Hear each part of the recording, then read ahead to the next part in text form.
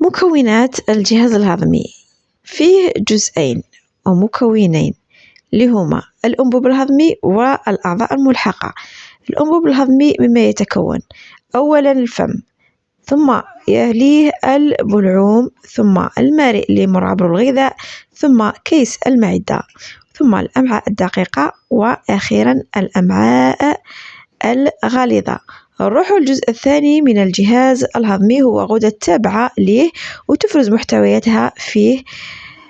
الأعضاء الملحقة هي كاين 5: كاين الغدد اللعابية والكبد اللي يفرز الصفراء، الدور تاعها هو استحلاب، تعمل على استحلاب الدسم يعني تفكيكها إلى الجزيئات الصغيرة، والبنكرياس، وكذلك كل من الغدد المعدية والغدد اللعابية. إذن هما 5 غدد تابعة للجهاز الهضمي. إذن وبالتالي في الجهاز الهضمي في الأنبوب الهضمي ولصق فيه هذه الغدد الملحقة، ونسموها أو تندرج ضمن الأعضاء الملحقة، وتفرز محتوياتها اللي فيها الأنزيمات باستثناء الصفراء اللي يفرزها الكبد، موجودة داخل الحويصل الصفراوي.